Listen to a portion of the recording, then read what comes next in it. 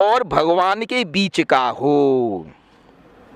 Bible है, Bible Jesus को क्या कहते हैं क्रिश्चियन भाई? वो कहते हैं he is son of God. O wonderful, son of God, क्योंकि उसमें गॉड ऊपर से उतर के नहीं आ सकता, वो ऊपर ही रहता है, चाहे दुनिया मरे चाहे कुछ भी हो, कुछ भी हो जाए। अच्छा साहब, तो वो गॉड है, वो जो है सन ऑफ गॉड को देता है, सन ऑफ गॉड से फिर आपके प्रजा को मिलता है, पब्लिक को। ये बाइबल की कहानी है। बाइबल में भी परिवर्तन हो गया, क्योंकि ओल्ड टेस्टामेंट से अब वो जो है हिब्रू से बदल करके हम न्यू टेस्टामेंट, ओल्ड कमांडमेंट से न्यू कमांडमेंट्स पर आ गए।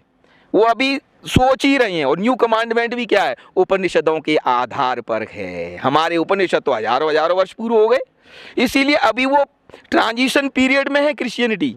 वाकई है, मैं तो खूब डिस्कस करता हूँ, मुझे कोई चिंता भी नहीं है। हाँ, अच्छा, दूसरा कुरान है। कुरान क्या है? ऊपर अल्लाह, उसके बीच में फिर एक फरिश्ता होता है जिसको गैब्रील कहते हैं, जिसको कि उर्दू में या अरबिक में कहते हैं जिब्रान, खलील जिब्रान। तो अल्लाह ने किसको इल्म दिया? खलील जिब्रान को, गैब्रील को। गैब्रील ने किसको दिया? मोहम्मद साहब को। मोहम्मद साहब ने किसको दिया? प्रजा को, अपनी रियाया को दिया। तो वहां दो आ गए बीच में, middle man between God, between Allah and प्रजा। दो आ गए, Khalil Gibran as well as Mohammad साहब। हाँ, दो आ गए बीच में।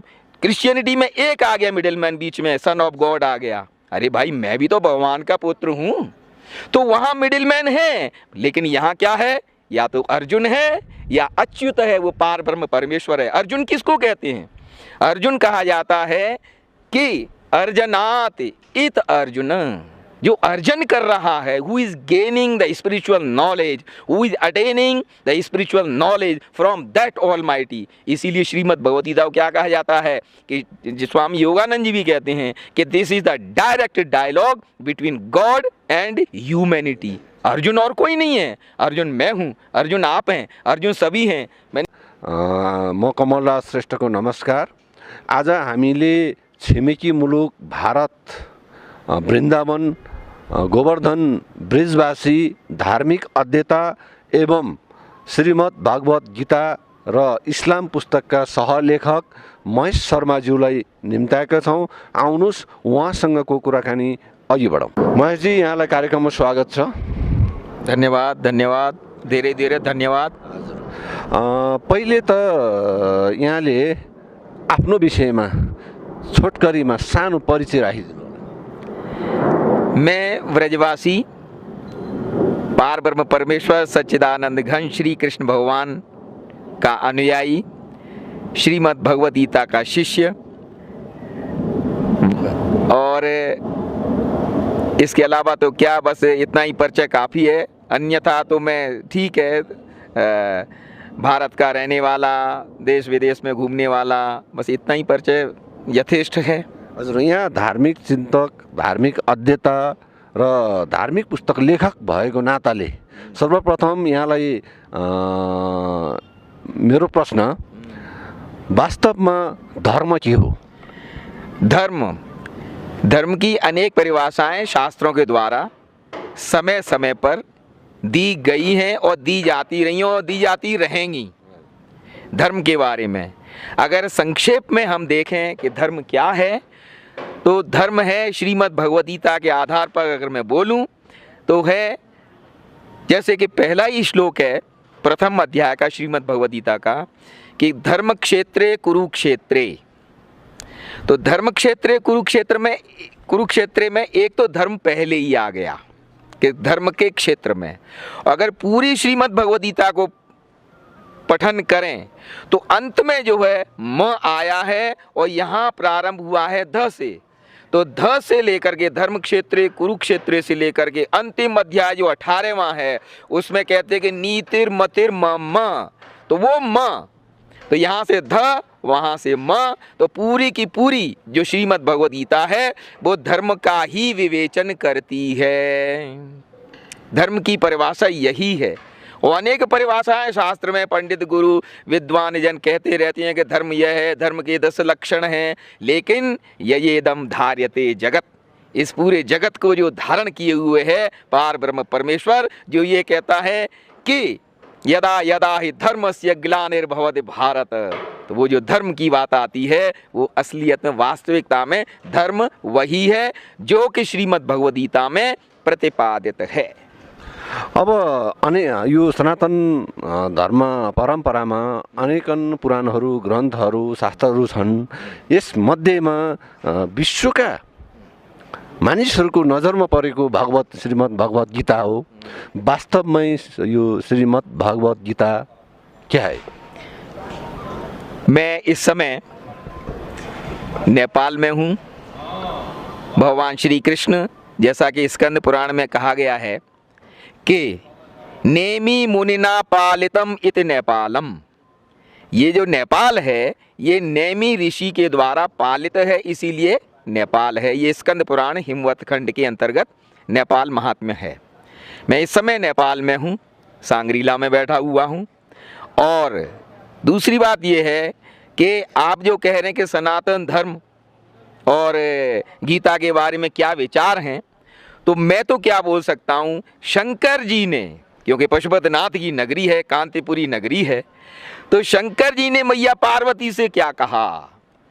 एकम शास्त्रम देवकी पुत्र गीतम, एको देवो देवकी पुत्र एव, और एको मंत्रस्तस्य नामानि यानि कर्माप्येकम तस्य देवस्य सेवा। हे पार्वती सुनो, एक ही शास्त्र है जो कि देवकी के पुत्र ने कुरुक्षेत्र के रणांगन में गाया है, जिसको गीत के रूप में गाया है। तो मैया पार्वती से जो पशुपतिनाथ जी या भोलेनाथ जी या विश्वनाथ जी जो कह रहे हैं, या सोमनाथ जी जो कह रहे हैं, वो कहते हैं सोमनाथ जी कि उसमें सोम रस बरस रहा है भगवान श्री कृष्ण की वाणी में। तो ये जो गीता है, ये शंकर जी स्वयं कह रहे हैं कि शास्त्र एक ही है, वो है श्रीमद् भगवद गीता। एकम शास्त्रम देवकी पुत्र गीतम, एको देवो देवकी पुत्र एव, देव एक ही है जो देवकी का पुत्र है। हाँ, और एको नाम भी उसका एक ही है।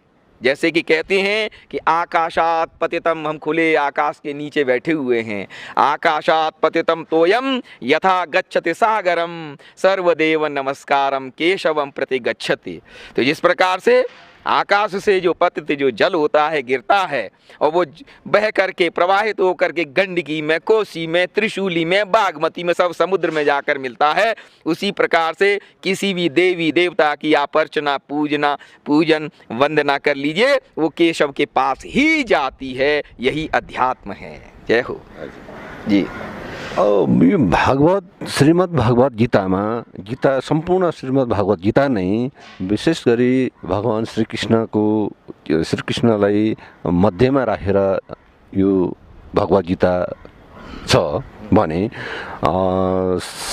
भगवान श्रीकृष्णको विषयमा यहाँको विचार राखिदिनु होला। जय हो। भगवान सबके केंद्र में है, पार ब्रह्म परमेश्वर।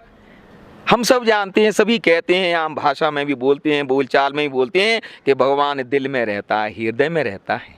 सब जानते हैं। कमलराज जी को भी पता है, सबको पता है कि ईश्वर तो सबके दिल में निवास करता है। और भगवान स्वयं गीता माता में भी कहते हैं कि ईश्वर है सर्वभूतानां हृदयेषु अर्जुन तिष्ठति। अध्याय 18 में है कि हे अर्जुन, अध्याय 18 का 61वां श्लोक, ईश्वर सर्वभूतानां हृदयेषु अर्जुन तिष्ठति। हे अर्जुन, ईश्वर सभी प्राणियों के हृदय देश में निवास करता है। तो ये जो हृदय है ये भी बीच का ही एक अंग माना जाता है। और जो गीता माता जो कही गई वो भी मध्य में कही गई। अब देखिए, महात्मा बुद्ध जी ने भी जो ज्ञान प्राप्त किया, भगवान बुद्ध ने, तो वो भी क्या हुआ, आखिर में कहाँ गए, मध्यम निकाय पर। मध्यम निकाय पर बीच का रास्ता ज़्यादा सही रहता है। अगर आप एक्सट्रीम पर चले जाओगे, बहुत ज़्यादा अति के ऊपर, बहुत ही ज़्यादा मतलब किनारे पर हट जाओगे, तो वहाँ जीवन असफल रह जाता है। मध्य का मतलब है जो सेना जो है, भगवान कृष्ण का जो रथ है वो मध्य में खड़ा हुआ है। सेनयोर उभयोर मध्य, दोनों सेनाओं के मध्य में है। ज़्यादा खा जाएंगे आप, गड़बड़। भूखे रहेंगे, गड़बड़। और बिल्कुल आपके बैलेंस्ड डाइट करेंगे, मध्य भाग करेंगे, बहुत सुंदर। तो जीवन उसी प्रकार से एवॉइडिंग द एक्सट्रीमिटीज, अतिशयताओं को छोड़िए। जैसा ही भगवान कहते हुए कि नात्यश्नतोस्तु योगो अस्ति न चैकांतम मनश्नतः न चाति स्वप्नशीलस्य जागृतो नैव चार्जुन। हे अर्जुन, तू जब जो जो जिसको कहते हैं एक्सट्रीमिटीज, उनको अवॉइड करो, मध्य भाग रखो। हैं ज़्यादा एकदम आपके जो है बहुत ज़्यादा जोर से बोल गए या बिल्कुल एकदम मौनी हो गए, अरे भाई जो सामान्य जीवन है, जो समता का जीवन है, प्रकृति के साथ आपके साम्यता रखते हुए, इक्विलिब्रियम रखते हुए जो जीवन चलता है, वही जीवन आपके सफल है। यही है मध्यम का मतलब। भगवान का रथ जो मध्य भाग में खड़ा हुआ है, ये बहुत कुछ मैसेज दे रहा है, जिसको कि बाद में समझा जाता है कि अरे साहब हम तो बहुत ज़्यादा आगे बढ़ गए या बहुत ज़्यादा पीछे हट गए। नहीं, मध्य मार्ग में रहोगे, you will be safe in your life. हजुर यहाँले भर्खरै एको देव देवकी नन्दन श्री कृष्ण भन्नुभयो। बिल्कुल। तर आज संसारमा यो ईश्वर, भगवान, अल्लाह, गड यी आदि धेरै नाममा चाहिँ यो एउटा धर्मको प्रचारहरू भएको छ। वास्तवमा यो भन्नाले के बुझिन्छ? जय हो, बहुत अच्छा प्रश्न है ये, मुझे ध्यान भी आ गया आपका प्रश्न श्रेष्ठा जी, कि भगवान को अल्लाह भी कहते हैं, गॉड भी कहते हैं, परवरदिगार भी कहते हैं, खुदा भी कहते हैं। तो एक बात तो मैं ये बताऊं आपको, क्योंकि मैंने एक मियाँ जी हैं, शास्त्री हैं, जिनको कि पुरस्कार भी दिया, हमारे राष्ट्रपति महोदय ने दिया है, डॉक्टर शंकर दयाल शर्मा जी ने दिया है। तो उनके साथ मैंने जो पुस्तक लिखी है श्रीमद् भगवद गीता और इस्लाम, उसमें भी बताया गया है डॉक्टर मोहम्मद हनीफ खान शास्त्री जी ने, और वो ताजमहल की जो वो है नहीं कब्र मुमताज की, उस पर भी 99 नाम अल्लाह के लिखे हुए हैं, 99 नेम्स अल्लाह के। लेकिन यहाँ क्या है, हिंदू धर्म में, हिंदू धर्म का मतलब सनातन धर्म में हजारों नाम हैं। विष्णु सहस्त्र नाम, आदित्य सहस्त्र नाम, 108 बजरंगबली के नाम, गणेश जी के नाम, और जाने कितने, गोपाल सहस्त्र नाम, हजारों। तो सवाल ये है कि चाहे अल्लाह कह लीजिए, चाहे गॉड कह लीजिए, चाहे, अच्छा एक बात और बड़ी अच्छी, कि क्रिश्चियन भाइयों को नहीं पता कि गॉड की फुल फॉर्म क्या है। एक बार मैं लंदन में था, वहाँ एक सज्जन आए, वो रणजीत सिंह, महाराजा रणजीत सिंह जी के ऊपर पुस्तक लिख रहे थे। तो उनका नाम था मिस्टर वेबस्टर, सरनेम था वेबस्टर। मैंने कहा do you know the full form of God? Oh sorry I don't know. You don't know? मैंने आई विल टेल यू, मैं बताता हूँ कि क्या, कि गॉड का मतलब है G for generator, O for observer, and D for destroyer. Generator means Brahma ji जो उत्पत्ति कर रहे हैं, सृष्टि का सृजन कर रहे हैं। ऑब्जर्वर मीन्स जो पालन पोषण कर रहे हैं, वो विष्णु जी हो गए। ऑब्जर्वर का मतलब है कि पालन पोषण करना। और डी फॉर डेस्ट्रॉयर, जो प्रलयंकारी है, जो शिव है, वो संहार करने वाले हैं, तो GOD। तो मिस्टर वेबस्टर कहते हैं ओ सॉरी आई डिडंट नो, हे भगवान जब तुझे इतने पता ही नहीं है तो गॉड का ही पूरे दिन चिल्लाता रहता है, हकीकत है ये। तो इसीलिए मैं कह रहा हूँ।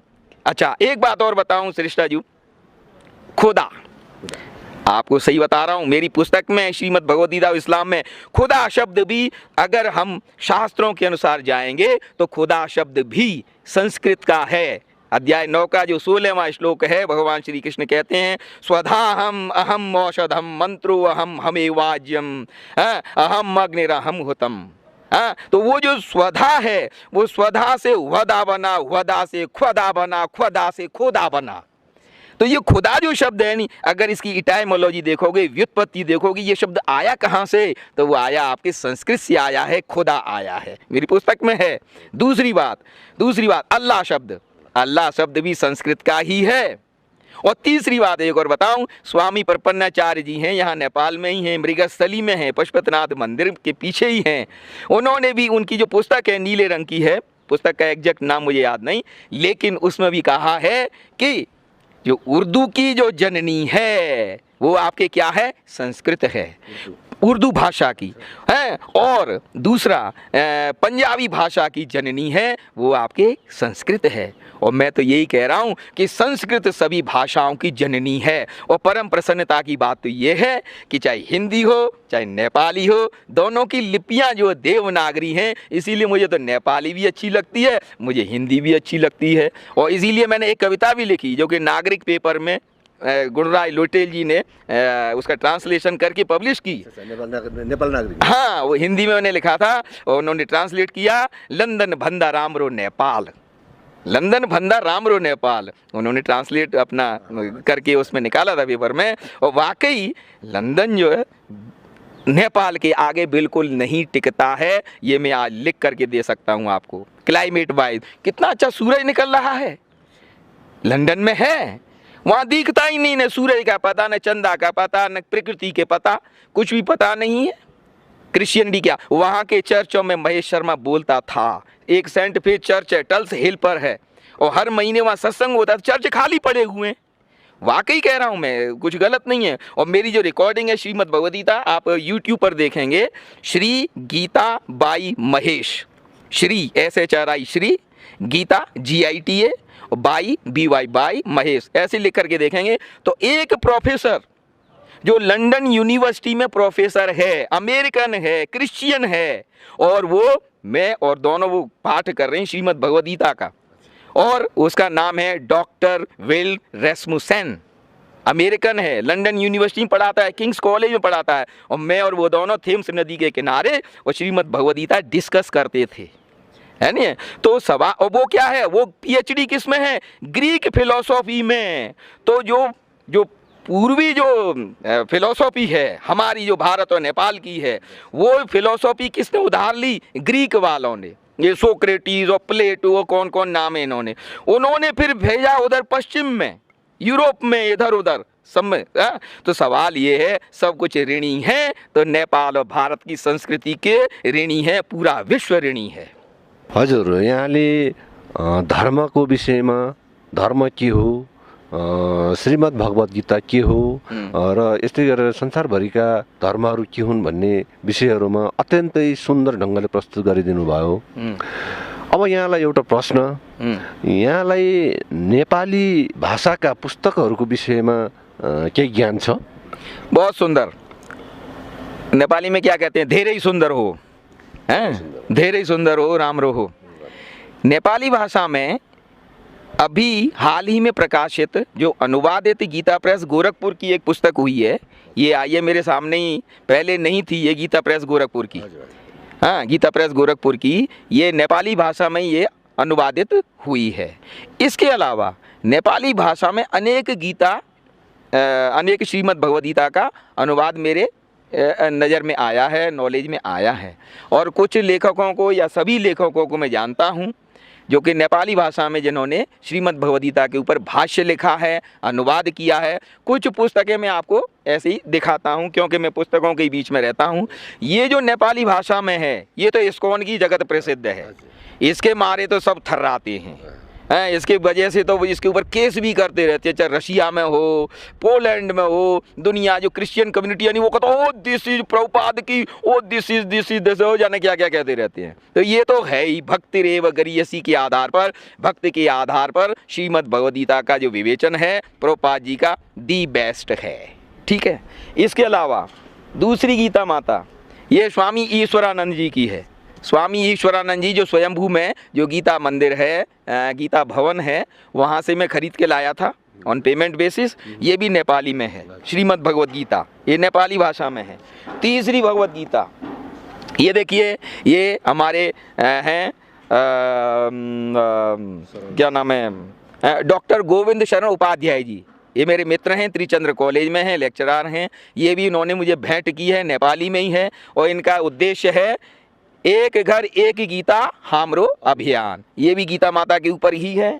इसके अतिरिक्त ये डॉक्टर गोविंद टंडन जी ने जो अनुवाद किया है वो स्वामी चिन्मयानंद जी की जो पुस्तक है, उनके चिन्मय मिशन भी हैं, कई जगह हैं, विश्व में हैं, और बहुत विद्वान भी है यहाँ पर। स्वामी तेजोमयानंद जी के तो मैं एक बार संपर्क में आया भी था, वहाँ लोधी गार्डन में उनका जो चिन्मय मिशन है दिल्ली में।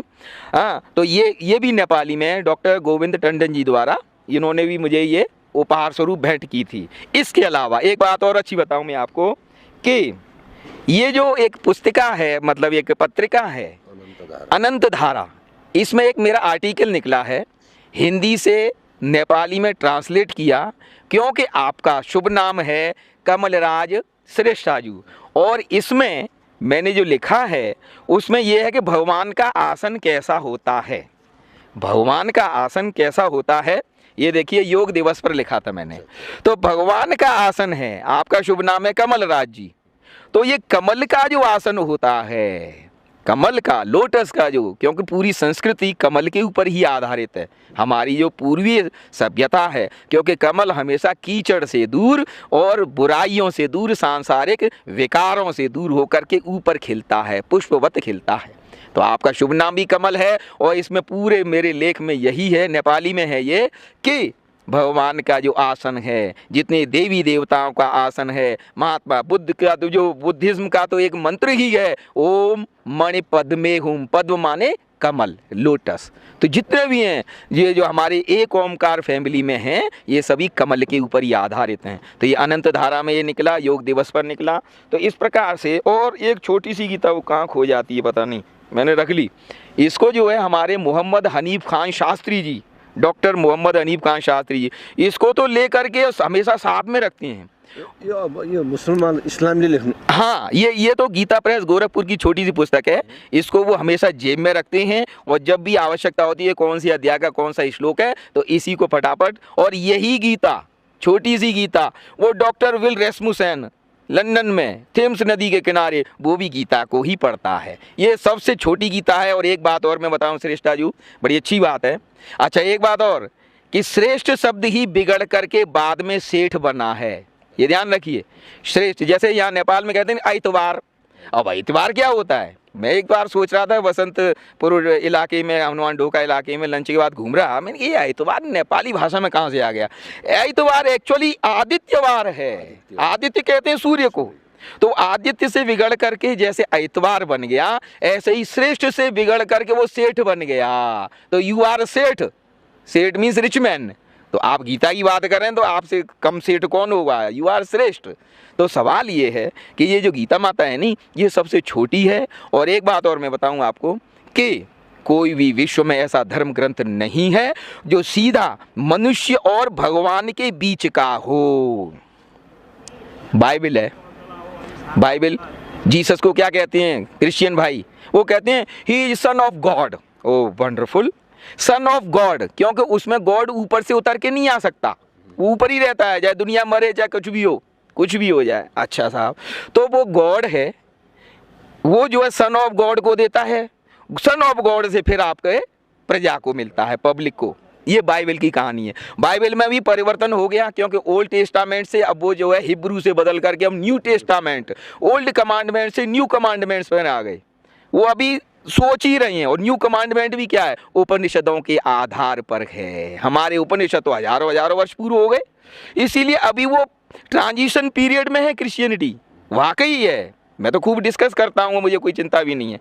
हाँ, अच्छा, दूसरा कुरान है। कुरान क्या है?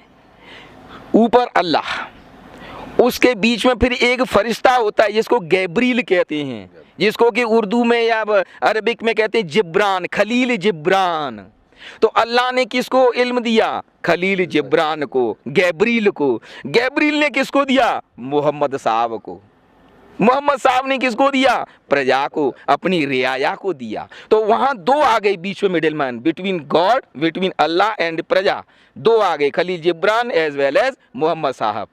हाँ, दो आ गए बीच में। क्रिश्चियनिटी में एक आ गया मिडिल मैन बीच में, सन ऑफ गॉड आ गया। अरे भाई, मैं भी तो भगवान का पुत्र हूं।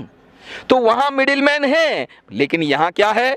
या तो अर्जुन है या अच्युत है, वो पार ब्रह्म परमेश्वर है। अर्जुन किसको कहते हैं? अर्जुन कहा जाता है कि अर्जनात इत अर्जुन, जो अर्जन कर रहा है, who is gaining the spiritual knowledge, who is attaining the spiritual knowledge from that almighty. इसीलिए श्रीमद् भगवद गीता को क्या कहा जाता है कि स्वामी योगानंद जी भी कहते हैं कि this is the direct dialogue between God and humanity. Arjun और कोई नहीं है, अर्जुन मैं हूँ, अर्जुन आप हैं, अर्जुन सभी हैं। मैंने एक ये वो जो कविता लिखी अर्जुन की, तो उसको मैं अभी आपको थोड़ा सा सैंपल दिखाता हूँ, आनंद आएगा। क्योंकि जितने विदेशी हैं, जब इंडिया जो है गुलाम था नहीं, उस समय भी विदेशी श्रीमद् भगवद गीता को ही आपके पढ़ते थे, नतमस्तक होते थे। हाँ, तो अनेक अर्जुन के नाम पर जो मुझे ध्यान आ गया, ये देखिए, कुछ विद्वानों के नाम बताता हूँ जो इंडोलॉजिस्ट थे और जर्मन वाले ज़्यादातर, क्योंकि यहूदी जो है नहीं, वो यहूदी अपने को यदुवंशी मानते हैं। एक बार मैं लंदन से आ रहा था फ्लाइट में from Heathrow to Indira Gandhi airport, तो 4-5 घंटे एक स्वामी जी से इस्कॉन वालों से बात हुई, वो जर्मन का ही था, यहूदी था। वो कहते हैं हम तो नाम बिगड़ गया, यहूदी नहीं, हम तो यदुवंशी हैं, हम कृष्ण के ही वंशज हैं। तो इसमें देखिए मैं अनेक अर्जुन के जो नाम लिखे हैं, इसमें 18 नाम हैं, जो जिसमें क्रिश्चियन भी हैं, जिसमें मुसलमान भी हैं, जो कि गीता माता के दीवाने, और आज नहीं, ये बहुत पहले की बात बता रहा हूँ मैं आपको। William Ryder, Arthur William Ryder, William Ryder और Schrodinger, Erwin Schrodinger, father of quantum physics, Nobel prize winner, वो गीता माता का दीवाना। ये कहते हैं गीता तो पुरानी है, गीता तो क्या है, साइंस है। अरे आइंस्टाइन भी गीता को ही पढ़ता था। फादर ऑफ क्वांटम फिजिक्स वाला Nobel prize winner Erwin Schrodinger, वो भी गीता को ही पढ़ता था। हकीकत यही है। विलियम राइडर और श्रोडिंगर, गीता माँ के पूत महान। शोपेनहावर, आर्थर शोपेनहावर हैं। ओपेनहाइमर कौन है? Father of nuclear bomb. जब न्यूक्लियर बम का जब टेस्ट किया गया ओक्लाहोमा अमेरिका में, तो उसने श्रीमद् भगवद गीता के 2 श्लोक बोले थे। चैप्टर 11 के जब भगवान ने विराट रूप दिखाया, तो अध्याय 11 का 12वां श्लोक प्लस 32वां श्लोक आप YouTube पर देख सकते हैं। जब गीता माता का जब उसने उच्चारण किया, तब पता लगे हे भगवान। और उसने गीता माता स्पेशली सीखी थी। और जब वो अपने कॉलेज से बाहर निकलता था नहीं, और ये क्या नाम है इसका, ओपेनहाइमर, जूलियस रॉबर्ट ओपेनहाइमर, जब बाहर निकलता था, जब ग्रेजुएशन करा था लंदन में, तो वो गीता माता के श्लोक गुनगुनाता रहता था। तो दूसरे कहते थे ये तो पागल है, क्या बोल रहा है। लेकिन बाद में पता चला he is father of nuclear bomb है। तो विलियम राइडर और श्रोडिंगर, गीता माँ के पूत महान। शोपेनहावर, ओपेनहाइमर के गीता में बसते प्राण। चार्ल्स विल्किंस ग्रंथालय का एक चार्ल्स विल्किंस था, उसने तो प्रेस बनाई थी कलकत्ता में स्पेशली, वहीं से प्रिंटिंग प्रेस की शुरुआत हुई। उसने वो लाइब्रेरियन था, उसने जो है उसका ट्रांसलेशन किया गीता माता का। चार्ल्स विल्किंस ग्रंथालय का स्वयं का था छापा खाना। और श्लेगल साहब हमबोल्ट ने श्री गीता गाया गाना। हमबोल्ट दोनों भाई थे जिनके नाम से हमबोल्ट यूनिवर्सिटी है, वो गीता माता के परम भक्त थे। हमबोल्ट यूनिवर्सिटी है वॉन में। इसके अलावा थोरो जी तो आसन लेकर, थोरो आपके हेनरी डेविड थोरो, वो तो सवेरे सवेरे जहाँ रहता था R.W. इमर्सन के घर में, वहाँ एक तालाब था, स्विमिंग पूल, उसकी बगल में सवेरे सवेरे जग कर के गीता माता का जो है अध्ययन करता। वो क्या कहता था? In the morning I wet my intellect in the stupendous and cosmogonal philosophy of Shrimad Bhagavad Gita. सवेरे ही सवेरे मैं अपने मन मस्तिष्क को गीता माता के ज्ञान सरोवर में स्नान कराता हूँ। वो था, वो उसका उल्लेख जो है महात्मा गांधी जी ने किया। महात्मा गांधी जी ने इसी का हेनरी डेविड थोरो का किया था उल्लेख, जब हमने वो क्विट इंडिया मूवमेंट या नॉन कोऑपरेशन मूवमेंट चला था, उस समय की बात है। तो थोरो जी तो आसन लेकर बैठ गए वाल्डेन तट पर। उस तालाब का नाम भी वाल्डेन था और उनकी पुस्तक का भी नाम वाल्डेन है, WALDEN। यहाँ भी मिल जाएगी, मंडला बुक पॉइंट पर भी मिल जाती है वो। तो थोरो जी तो आसन लेकर बैठ गए वाल्डेन तट पर। प्रातः काल उठ मस्त अकेले गाते गोविंदम नटवर। आगे देखिए, Einstein the great Emerson. Einstein और अल्बर्ट आइंस्टाइन और इमर्सन दूतोक्तावियो पाज जी, ये डिप्लोमेट था और ये भी गीता पढ़ता। गीता दे रही ब्रह्म ज्ञान श्री योगेश्वर रसराज की। वारेन हेस्टिंग्स जी गवर्नर, ये गवर्नर था इंडिया का, वारेन हेस्टिंग्स। वो कहता था कि हमारा राज तो आए अब दिखाई दे रहा है और ये विलुप्त हो जाएगा अंग्रेजों का राज, लेकिन गीता यहाँ पर राज हमेशा करती रहेगी। ये वारेन हेस्टिंग्स की वो है, कोटेशन है, आप देख सकते हैं। वारेन हेस्टिंग्स जी गवर्नर। और कवि चिंतक वाल्ट व्हिटमैन। वाल्ट व्हिटमैन को तो हमारे स्वामी विवेकानंद जी ने भी पढ़ा। वाल्ट व्हिटमैन बड़ा अच्छा कवि था ये। जिज्ञासा शांति की उनकी आत्मा को दिया सुख चैन। और तो और गुरुजी सुनिए, बीबी बसंती एनी बेसेंट, जो कि इंडियन नेशनल कांग्रेस की प्रेसिडेंट थी, उसको बसंती कहा जाता था, बेसेंट बेसेंट कहना नहीं आता तो बसंती कह देते थे उसको। और वो गीता माता, उसने तो पुस्तक लिखी है, थियोसॉफिकल सोसाइटी उसी की है, और वो स्वामी विवेकानंद की चेली हो गई, और वो एथीइस्ट थी, वो नास्तिक थी, और इंडिया में आकर के आयरलैंड वाली गोरी, और वो जो है आपके आस्तिक बन गई। बीवी बसंती, एनी बेसेंट और आल्डस हक्सले, और कहते प्राणी गीता संग तू पगले नचले हंसले। अरे गीता क्या है? देखिए, गीता है जीवन का गीत है। This is the divine celestial song of the universe. Universe कैसे बना है शब्द? यूनिवर्स का मतलब है यू, इसको तोड़ करके देखेंगे शब्द को, यूनिक प्लस वर्स। यूनिक माने श्रेष्ठ, वर्ष माने कविता। तो इस पूरे यूनिवर्स में जो गीत गाया जा रहा है, जिस ओम का उच्चारण ये सूर्य कर रहा है, वो है गीता। गीता ऐसे ही नहीं है कि साहब वो लड़ाई हो गई, दुर्योधन की धुनाई कर दी, इसकी पिटाई कर दी। No, Shrimad Bhagavad Gita is the divine message of peaceful living. पूरा का पूरा जो महाभारत है नहीं, जो भ्रांतियां फैलाई जाती हैं, महाभारत घर में रखोगे तो महाभारत हो जाएगा, गीता पढ़ोगे तो सन्यासी हो जाओगे। महेश शर्मा तो सन्यासी हुआ नहीं आज तक। धर्मपत्नी शुरू में जरूर कहती थी गीता पढ़ रहे हो तुम तो घर छोड़ के चले जाओगे। मैंने भागमान, ये तो गृहस्थियों के लिए है, न कि सन्यासियों के लिए। अर्जुन भी सन्यासी बन रहा था। He was relinquish this world. वो कह रहा था मैं तो कटोरा लेकर के भीख मांगूंगा, युद्ध नहीं करूंगा। भगवान ने कहा नहीं पगले, तू तो क्या है, क्षत्रिय है, तेरा काम है युद्ध करना, इसीलिए तेरे को युद्ध करना है। तो गीता माता मैसेज क्या है? This is divine message. और आगे देखिए कुछ मुसलमान भाइयों के नाम लेता हूँ। दिल मोहम्मद, ये लाहौर का था, मैथमेटिक्स का प्रोफेसर था। इसकी गीता है दिल गीता, मेरे पास है, उर्दू में है। दिल मोहम्मद और अब्दुल्ला और मुस्तफ़ा बुलंद, तुर्की के प्रधान। मुस्तफ़ा बुलंद, इनको कहते हैं एसेविट मुस्तफ़ा BULENT। ये टर्की के 5-6 बार प्राइम मिनिस्टर रहे। उन्होंने श्रीमद् भगवद गीता का ट्रांसलेशन किया। और एक बार जब अपनी आर्मी साइप्रस में भेजी टर्की वाले प्रधानमंत्री ने, तो पूछा कि आपने कौन, what basis you sent your army in Cyprus? उसने कहा मैंने गीता माता का आधार लिया है, इसीलिए मैंने भेजी है। हाँ, तो दिल मोहम्मद और अब्दुल्ला, मुस्तफ़ा बुलंद, तुर्की के प्रधान, सच्चे साधक बनकर किया गीता आजीवन गुणगान। तो गीता तो जीवन का एक गीत है। जो भी फिलोसोफर होता है, चाहे राधा कृष्णन जी हों, चाहे विदेश के हों, और तो और एरिस्टो, जो सिकंदर भी आया था नहीं अटैक करने इधर अलेक्जेंडर इंडिया में, तब उसके गुरु ने भी, एरिस्टोटल ने कह दिया था जा रहा है वहाँ पर तो वहाँ से गीता ले आना, मुझे तेरे धन संपदा नहीं चाहिए, गीता चाहिए। और गुरु वही है जो ज्ञान दे, न कि आपके लोभ लालच से किसी का धर्म परिवर्तन करा दे, किसी का कुछ करा दे। गीता माता में साफ लिखा गया है, श्रेयान द्रव्यमयात यज्ञात ज्ञान यज्ञ परंतप सर्वम कर्माखिलम पार्थ ज्ञाने परिसमाप्यते। सर्वश्रेष्ठ जो यज्ञ है वो है ज्ञान यज्ञ। किसी को नॉलेज दो, न कि खाली ये दूसरे तरह के जो द्रव्यमय यज्ञ कर रहे हो, किसी को पैसे दे रहे हो, किसी को लैपटॉप बांट रहे हो, किसी को कुछ बांट रहे हो, उसका जो है धर्म नष्ट कर रहे हो, ये सबसे बड़ा क्राइम हो जाता है। अच्छा, वाकई है ये। जय हो। हजुर, अब यहाँले एउटा सुन्दर कविता प्रस्तुत गर्नुभयो। जय हो।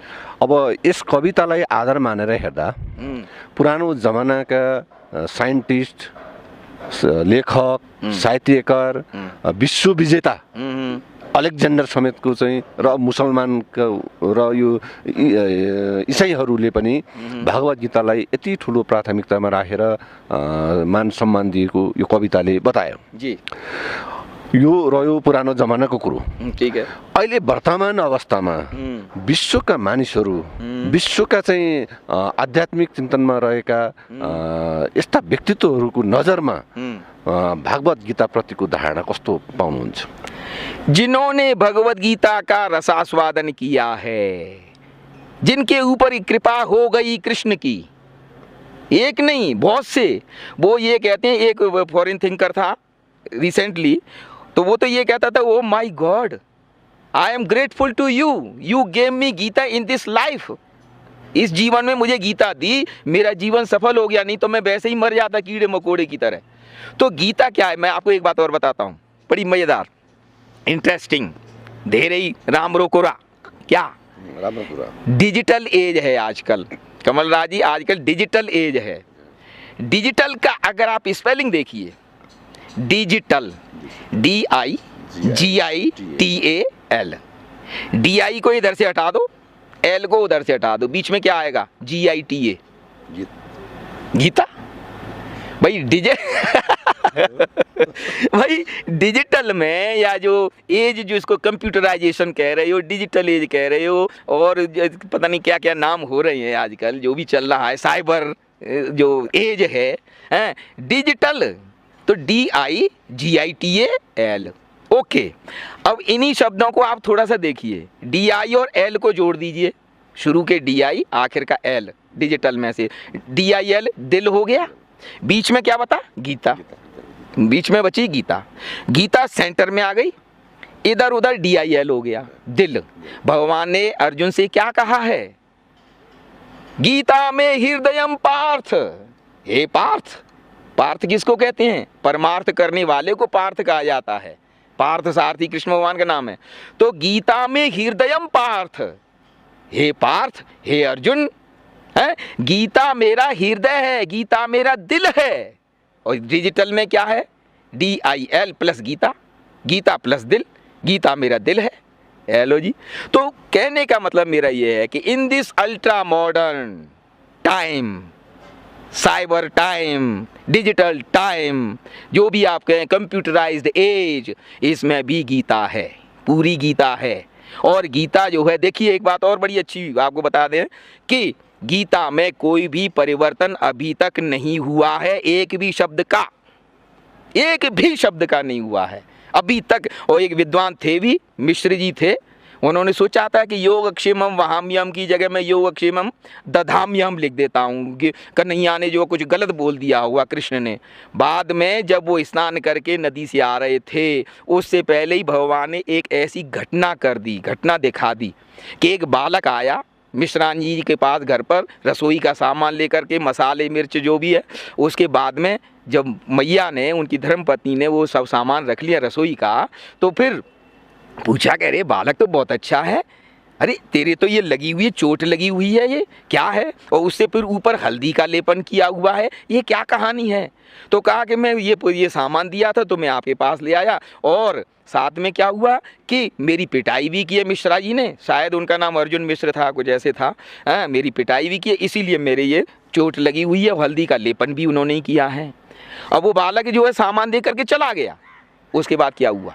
जब वो मिश्री जी जब स्नान करके घर आए तो कहा मिश्रानी जी ने कि आपने सामान तो अच्छा भेजा, पहली बार तो घर का ध्यान नहीं रखते थे, और पहली बार आपने सामान भेजा भी, तो आपने उस बच्चों को पीटा क्यों? कि कौन बच्चा, क्या सामान, क्या कहानी है? उनकी समझ में कुछ नहीं आई कि आपने एक बच्चा भेजा था, भूल गए कि नहीं मैंने तो कोई बच्चा नहीं भेजा। कि आपने उसकी पिटाई की थी, उसकी मरहम पट्टी भी की थी, कि नहीं मैंने तो कुछ नहीं किया। फिर उनको ध्यान आया कि मैंने हल्दी से वो निशान लगाया था कि इसके ऊपर मैं कमेंट्री लिखूंगा, योगक्षेमम वहाम्यम की जगह योगक्षेमम दधाम्यहम करूंगा। कहने का तात्पर्य, फिर उन्हें ध्यान आया कि नहीं, जो कुछ ईश्वर ने कहा है वो इंटैक्ट रहना चाहिए, इसमें कोई फेरबदल, कोई विद्वान व्यक्ति सोचे कि मैं ज़्यादा परम विद्वान हूँ, नो एंड नेवर। इसीलिए गीता में कोई परिवर्तन नहीं। उसने शोपेनहावर ने कहा था कि हो न हो एक दिन पूरी की पूरी पृथ्वी की मानवता जो है उपनिषदों की शरण में आएगी, और उपनिषदों की शरण में आ चुकी है। श्रेष्ठाजू उसकी वजह मैं बताता हूँ। जब से मोदी जी ने ये योग दिवस 21 जून का जो किया है ना यूनाइटेड नेशंस में, तब से योग क्या है? श्रीमद् भगवद गीता योग शास्त्र है। ब्रह्म विद्यायाम योग शास्त्रे श्री कृष्णार्जुन संवादे। तो पूरा का पूरा गीता एक योग है, योग शास्त्र है, और योग दुनिया कर रही है। आजकल फिजिकल ड्रिलिंग चल रही है, ऊपर खाली प्राणायाम वगैरह वगैरह कर रहे हैं। आगे चल करके अगर मानवता को पूरी को जोड़ना है, शांति संदेश देना है, तो उसको जो है गीता माता की शरण में, जो कि उपनिषदों का सार है, उसकी शरण में आना पड़ेगा। ये शोपेनहावर ने कहा सैकड़ों वर्ष पूर्व, और ये मैं भी कह रहा हूँ, आप भी कहेंगे, और दुनिया कह रही है। हजुर, जय हो। यहाँले अत्यन्तै महत्त्वपूर्ण वचनहरू हाम्रा दर्शकहरूलाई प्रस्तुत गरिदिनु भयो। यहाँले हामीलाई अत्यन्तै व्यस्तताका समयका साथ पनि हामीलाई समय प्रदान गरिदिनु भएकोमा यहाँलाई धेरै धेरै धन्यवादका साथ बिदा चाहन्छु। जय हो कमलराज जी। श्रेष्ठाजू आपका जो चैनल है समय को समाज को आवाज़.com हैं, ये खूब फले फूले। और इसी प्रकार के चाहे मेरे विचार हों चाहे किसी विद्वान के हों, आप प्रचारित प्रसारित करें जिससे कि समाज में एक शांति का संदेश जाए, सुख समृद्धि का संदेश जाए। धर्म आपस में लड़ा नहीं रहा है, धर्म आपस में जोड़ता है। चाहे मेरे क्रिश्चियन भाई हों, चाहे मुसलमान भाई हों, चाहे बुद्धिस्ट हों, चाहे ये आपके जो है वो हों जैनी हों, किसी सिख भाई हों, जो भी हो, सर्वधर्मान परित्यज्य माम एकम शरणम व्रज। जो पार ब्रह्म परमेश्वर कहता है कि सब बातों को छोड़ करके तू मेरी शरण में आ जा। नाम चाहे कुछ भी रख लो, आना उसी की शरण में। अगर जीवन में गीत गाना है और सफल गीत गाना है, संगीत के साथ गाना है, तो श्रीमद् भगवद गीता ही याद आएगी।